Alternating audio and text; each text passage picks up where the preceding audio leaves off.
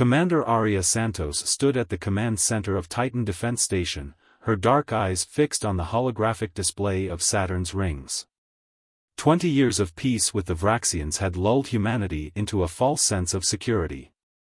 Now, as she watched the emergency beacon from Rhea Research Station pulse an angry red, that peace lay shattered like broken glass. "Status report," she demanded, her voice steady despite the chaos unfolding around her. Lieutenant Raj Sharma looked up from his console, his face ashen.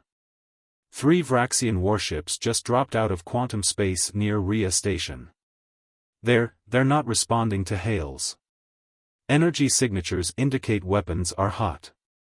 Aria's fingers tightened on the railing. Rhea Station housed Earth's most advanced quantum physics research facility, where her twin sister Isabella led a team studying dark matter manipulation. The same Isabella who had promised to call today about her breakthrough. "Get me a direct link to Isabella," Aria ordered, but before Raj could respond, the massive view screen erupted with light. The research station, home to over 2,000 scientists and their families, disappeared in a blinding flash of purple energy. The command center fell silent. In that moment, Aria felt something inside her change. The diplomatic officer who had spent years building bridges with the Vraxians died with her sister, replaced by something harder, colder. "Track those ships," she commanded, her voice like steel. "I want their trajectory plotted. And get me Admiral Yoshida on Earth Command." The next 12 hours became a blur of activity. More attacks followed, research stations near Jupiter, training facilities in the asteroid belt, and civilian outposts on Mars' moons. The Vraxians struck with surgical precision, targeting humanity's scientific infrastructure. In her private quarters, Aria reviewed the data from Rhea's last transmission. Isabella had been working on something revolutionary, a way to manipulate quantum fields that could revolutionize space travel.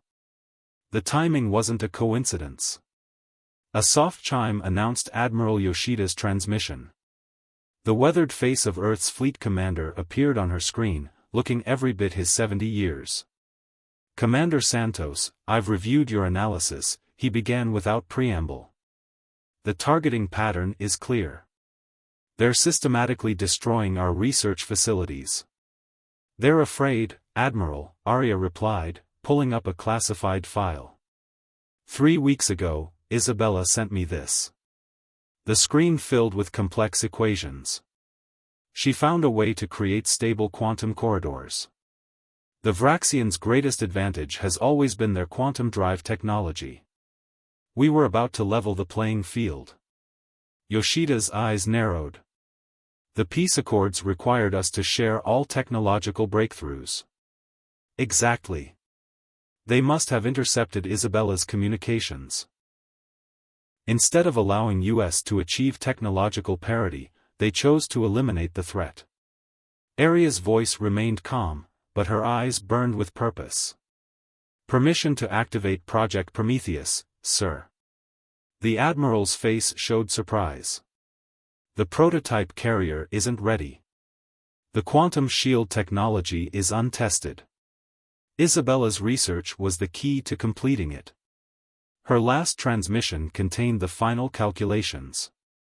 Aria brought up the schematics of humanity's secret weapon, a massive warship unlike anything ever built, hidden in the shipyards of Neptune's moon Triton. After a long moment, Yoshida nodded. "Authority granted, Commander. The Vraxians think they know humanity's capabilities. They expect us to respond with our conventional fleet, predictable, measurable force. They don't realize that fear and loss don't weaken humans. They transform us." Over the next 3 days, Aria orchestrated the greatest military mobilization in human history. As civilian populations were evacuated to hardened shelters on Earth and Mars, warships emerged from hidden docks throughout the solar system. The Vraxians had struck first, but humanity would strike harder. In the shipyards of Triton, engineers worked around the clock to integrate Isabella's final gift into Project Prometheus. The massive vessel's quantum shields would not only match Vraxian technology but surpass it. Each line of code, each welded panel, carried the weight of revenge and the promise of survival. Standing in the observation deck, watching the prototype's dark hull absorb the distant sunlight, Arya thought of her sister. Isabella had always believed in using science to build bridges between species. Now her work would become a sword. "Commander," Raja's voice came through her comm, "the Vraxian fleet is moving. Long-range sensors detect over 50 ships heading toward Mars. They mean to end this quickly." A cold smile touched Arya's lips. "No, Lieutenant. We're going to end this quickly. Signal all ships. Operation Prometheus begins in 6 hours. Let's show them what humanity does when pushed too far." The vast shipyard hummed with energy as humanity prepared for war. In her final log entry that night, Arya wrote, "The Vraxians thought they could break us. Instead, they've awakened something they never accounted for in their calculations: humanity's capacity for transformation through adversity. They're about to learn that lesson the hard way." Dr. Kira Patel hadn't slept in 3 days. The quantum physics lab deep beneath Mars Olympus Mons buzzed with desperate energy as she stared at the holographic display of Project Prometheus's shield matrix. Isabella Santos's final equations held the key to something revolutionary, but translating theory into working technology had proved challenging. "The quantum harmonics are still unstable," she muttered, her fingers dancing through the hologram. Around her, dozens of scientists worked at similar stations, each trying to crack the puzzle that could save humanity. A proximity alert drew her attention to the surface cameras. Through the massive reinforced windows of the observation deck above, she watched as another refugee transport descended into the underground hangar. The Vraxian attacks had forced humanity to adapt quickly, moving entire populations into shielded subterranean facilities. The lab's doors slid open, admitting Commander Arya Santos. Despite 3 days of continuous operations, the commander's uniform remained crisp, her posture rigid. Only the dark circles under her eyes betrayed her exhaustion. "Dr. Patel, please tell me you have good news," Arya said, studying the complex equations floating in the air. Kira gestured to a simulation running on a nearby screen. "Your sister's work was brilliant. She didn't just discover how to create stable quantum corridors, she found a way to manipulate the very fabric of spacetime. The Vraxians' quantum drives work by punching through space. Isabella figured out how to bend it." The simulation showed a Vraxian weapon's energy beam striking a shield. Instead of being absorbed or deflected, the energy simply curved away, following the distorted space around the protected object. "Can we weaponize it?" Arya asked, her eyes fixed on the display. "Better." Kira pulled up another simulation. "We can turn their own quantum technology against them. Every time they fire their weapons or use their drives, they create quantum disturbances. With Isabella's equations, we can amplify those disturbances, creating a cascade effect." A warning klaxon interrupted their discussion. Admiral Yoshida's face appeared on the main screen, his expression grim. "Commander, the Vraxian fleet has begun their assault on Mars' orbital defenses. Our conventional shields won't hold for long." Arya turned to Kira. "How soon can you have the new shield technology ready?" "The prototype is stable enough for testing, but full implementation across the fleet would take weeks we don't have." Kira hesitated, then added, "There might be another way. We've modified a quantum pulse generator using Isabella's principles.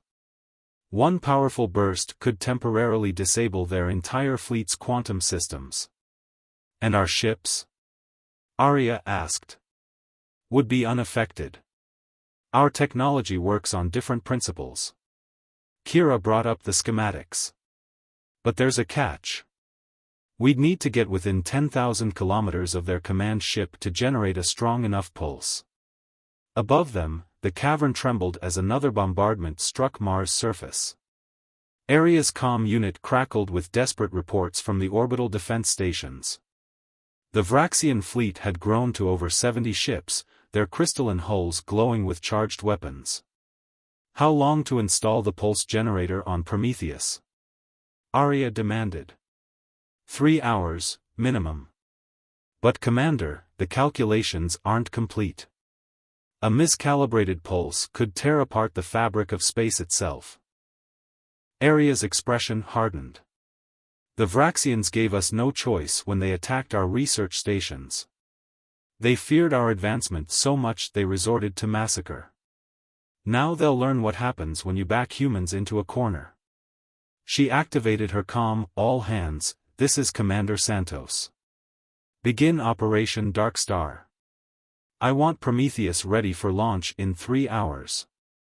The next hours passed in a blur of activity. As Kira and her team worked to integrate the pulse generator, reports continued to flow in from the surface. The Vraxian fleet had broken through the outer defense line. Mars orbital stations were falling one by one. In the final minutes before launch, Kira stood in Prometheus's engine room, running last-minute diagnostics on the pulse generator. The massive ship hummed with power, its experimental quantum shields creating a subtle distortion in the air.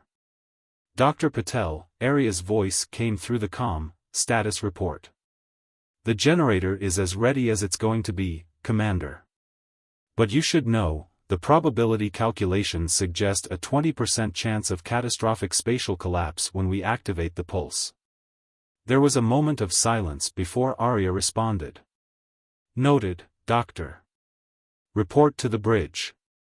If we're going to risk tearing apart space itself, I want the person who built this thing where I can see them. As Kira made her way through Prometheus's corridors, she passed crews preparing for battle. Their faces showed determination rather than fear. The Vraxians had sought to break humanity's spirit by destroying their research centers. Instead, they had forged it into something stronger. On the bridge, Arya stood before the main viewport, watching as the massive hangar doors above began to open. Beyond them, the Martian sky burned with the light of battle. All stations report ready, Lieutenant Raj announced. Quantum shields at maximum power. Pulse generator online. Arya turned to face her crew, her eyes meeting Kira's for a moment. The Vraxians thought they could stop human advancement by destroying our research facilities. They failed to understand a fundamental truth about our species: humanity's greatest innovations have always come in response to existential threats. Today, we show them exactly what they've awakened. As Prometheus rose from its underground berth, its dark hull absorbing the light of battle above, Kira realized that this was more than a counterattack. This was the moment humanity proved they were no longer the technologically inferior species the Vraxians had sought to keep in check. Prepare for quantum space transition, Arya commanded. Let's introduce our friends to the true cost of underestimating human determination. The void between Mars and its moons erupted in quantum fire as Prometheus emerged from its first jump. Lieutenant Raj's tactical display showed 73 Vraxian warships scattered across Mars' orbit, their crystalline hulls pulsing with charged weapons. But for the first time since the attacks began, the aliens hesitated. They're scanning us, Kira reported from her station, watching energy patterns dance across her screens. Their quantum sensors can't make sense of our shield configuration. Commander Arya Santos allowed herself a grim smile. That's because they've never seen anything like it. Battle stations. Execute attack pattern Delta. Prometheus moved with impossible grace for a ship its size, its quantum-warped space envelope allowing it to accelerate and maneuver in ways that defied conventional physics. 3 Vraxian cruisers broke formation to intercept, their weapons charging. Enemy ships firing, Raj announced, his voice steady. The incoming energy beams struck Prometheus's shields and simply vanished, curved away by the distorted space around the ship. On her console, Kira watched with satisfaction as the quantum harmonics held stable. Isabella's equations were proving their worth. Return fire, Arya ordered. Show them what else we've learned. Prometheus's main weapon array came online, but instead of conventional energy weapons, it emitted a focused quantum disruption field. The nearest Vraxian cruiser's crystalline hull began to vibrate, its structure caught in conflicting quantum states. Within seconds, the massive ship shattered like glass, its fragments dispersing into space. Multiple quantum signatures detected, Raj reported urgently. They're calling for reinforcements. Through the main viewport, space itself seemed to tear as more Vraxian ships emerged from quantum jumps. Their new formation was different, more cautious, more defensive. They had expected to find primitive human vessels relying on conventional weapons. Instead, they faced something that challenged their technological supremacy. Dr. Patel, Arya called, status of the pulse generator? Kira studied her readings, fingers flying over controls. Charged to 80%. But Commander, they're keeping their distance. We need to get closer to their command ship for the pulse to be effective. They're adapting their shield frequencies, Raj added. Our quantum disruption field won't be as effective now. Arya's eyes narrowed as she studied the tactical display. The Vraxian fleet had arranged itself in a complex three-dimensional pattern, protecting what had to be their command ship, a massive crystalline vessel nearly twice the size of Prometheus. Send the signal to Admiral Yoshida, she ordered. It's time for Phase 2.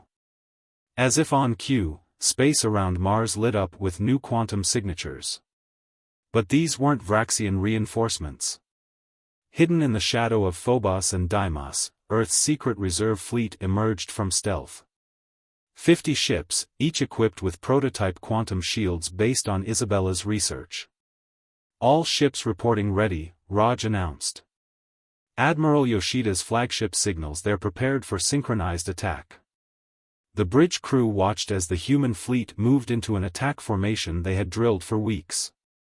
It wasn't just about superior technology now. It was about proving that humans could match and exceed Vraxian tactical prowess. Begin the Hellfire Protocol, Arya commanded. All ships, execute quantum jump sequence on my mark. Kira's hands tightened on her console as the quantum drive spooled up. What they were about to attempt had never been tried before, a synchronized quantum jump by multiple ships, creating a cascading disruption in the fabric of space itself. Jump in 3, 2, 1, mark. The universe seemed to blur as 51 human ships performed a perfectly coordinated quantum jump. They reappeared in a sphere around the Vraxian fleet, their positions calculated to create a quantum resonance field that trapped the alien vessels in normal space. They can't jump out, Kira reported, her voice tight with concentration. The quantum field is holding. The Vraxian fleet's response was immediate and devastating. Energy weapons lashed out in all directions, their crystalline ships glowing like angry stars. But the new human shields held, bending space to redirect the attacks harmlessly away. All ships, begin attack pattern Omega, Arya ordered. Drive them toward us. The human fleet moved with precision, their quantum disruption fields herding the Vraxian ships closer together.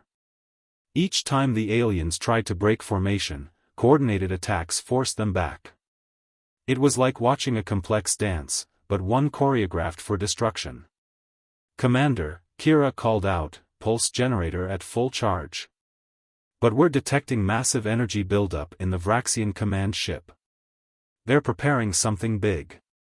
The massive alien vessel's crystalline structure had begun to pulse with a light that hurt to look at, its quantum signature unlike anything they had seen before.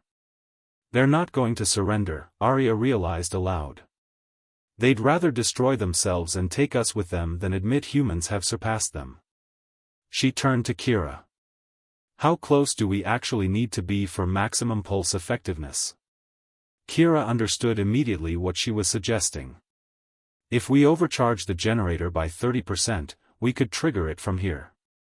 But the feedback would severely damage Prometheus's systems. Better than letting them detonate whatever quantum weapon they're charging. Arya opened a channel to the fleet. All ships, maximum distance. We're ending this now. As the human fleet retreated to safe positions, Prometheus remained, facing down the entire Vraxian armada. On her console, Kira began the pulse generator's overcharge sequence, watching as power levels climbed into the red zone. "Quantum pulse ready," she announced. "Spatial integrity at critical levels." Arya stood from her command chair, facing the viewport where the Vraxian command ship grew brighter with each passing second. "They thought they could hold humanity back, keep us technologically dependent. Instead, they forced us to achieve in weeks what might have taken decades." She nodded to Kira. "Do it." The pulse generator activated with a sound that seemed to come from everywhere and nowhere at once. For a moment, space itself appeared to freeze, caught between states of existence. Then the wave expanded outward, engulfing the Vraxian fleet in its quantum-disrupting field. The effect was immediate and catastrophic. Every crystalline ship caught in the pulse's radius began to resonate at a quantum level, their advanced technology turned against them. One by one, they shattered, breaking apart into clouds of crystalline dust that glittered in Mars-reflected light, the enemy within. The aftermath of Operation Shattered Stars brought an uneasy quiet to the solar system. In her temporary office beneath Olympus Mons, Commander Arya Santos reviewed the latest intelligence reports with growing concern. The quantum pulse had destroyed most of the Vraxian fleet, but scattered readings suggested some ships had escaped. "These energy signatures don't make sense," Dr. Kira Patel said, studying data from Earth's deep space monitoring stations. "They're too precise, too localized. Almost as if someone's helping them," Arya finished. She pulled up a classified report from Luna Security. "In the last week, 3 research facilities have reported missing quantum data. The theft was so subtle we almost missed it." Before they could discuss further, Lieutenant Raj burst into the office. "Commander, we've detected a quantum surge from the Ganymede colony. It matches Vraxian signatures, but it came from inside the settlement dome." The implications hit like a physical blow. The Vraxians hadn't just been attacking from outside, they had infiltrators within human settlements. The enemy they thought they'd defeated was already behind their lines. "How long have they been here?" Arya wondered aloud. "How much of our research have they already stolen?" The answer came sooner than expected. Deep space sensors detected a massive quantum disturbance building near Neptune. When the images came through, Arya felt her blood run cold. The surviving Vraxian ships had reassembled, but they'd been modified, incorporating stolen human technology. "They're adapting," Kira whispered, watching the feed. "Everything we used against them, they're turning it back on us." Arya activated the emergency command channel. "This is Commander Santos. All facilities begin infiltrator sweep protocols immediately. And get me Admiral Yoshida. We need to launch Project Oracle now." As security teams swept through human settlements, uncovering hidden Vraxian agents, Arya revealed humanity's final secret. Deep within Mercury's core, engineers had been working on something even more revolutionary than Prometheus, a quantum AI designed to predict and counter any possible Vraxian strategy, Reckoning. The final battle began where humanity's journey to the stars had started, in Earth's orbit. The remaining Vraxian fleet, now equipped with hybrid technology, faced off against humanity's combined forces. But this time, both sides knew it was more than just a military confrontation. It was a fight for the future of technological evolution itself. "They're broadcasting," Raj announced from his station on Prometheus's bridge. For the first time since the conflict began, the Vraxians were ready to talk. The alien commander appeared on the main screen, its crystalline form refracting light in complex patterns. "You have surprised us, humans," it communicated. "We believed suppressing your advancement was necessary for the stability of the galaxy. We were wrong. You killed thousands to maintain your technological superiority," Arya responded, thinking of Isabella. "Why reveal yourselves now?" Because we have seen what we feared most, not just your technological advancement, but the speed of your adaptation. Our infiltrators showed us the truth. You don't just overcome obstacles, you transform them into advantages. We sought to prevent your evolution, but instead, we accelerated it. Kira's console suddenly lit up with warnings. Commander, they're powering up their hybrid drives. Energy readings are off the scale. But before either side could act, a new signal cut through all communications. Project Oracle had activated, its quantum processors having analyzed centuries of possible futures in mere moments. Its message was simple but profound: both species' attempts to control the flow of technological advancement were futile. The only sustainable path forward was collaboration. In that moment, watching the message ripple across space, Arya thought of Isabella's final research.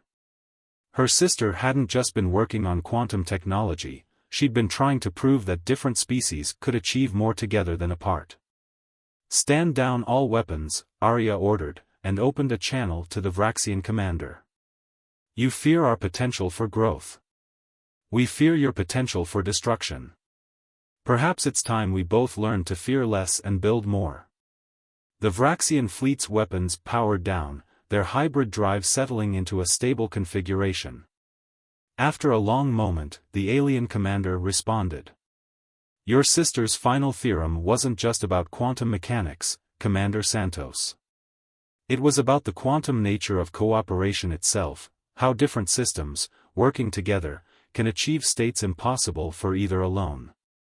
As the two fleets began the complex process of de-escalation, Arya stood at Prometheus's viewport, watching Earth rotate below. The war had cost humanity dearly, but it had also forced them to achieve what might have taken centuries otherwise.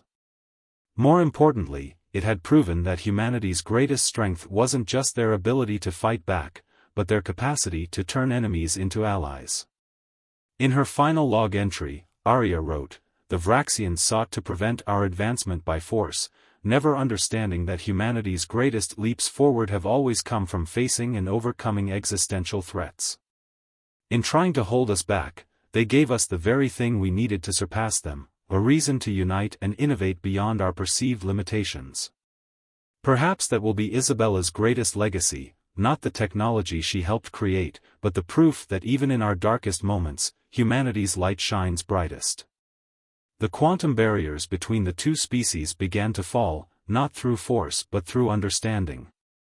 The war that began with an attempt to suppress human advancement ended by proving its inevitability. In the years that followed, the combined knowledge of both species would push the boundaries of science further than either could have achieved alone, all because they finally learned that evolution, technological, cultural, or biological, cannot be contained, only guided. The stars themselves seemed to shine brighter as humanity and the Vraxians began their new journey together, not as rivals in a zero-sum game of technological supremacy, but as partners in the greatest adventure of all, the exploration of what was possible when fear gave way to cooperation.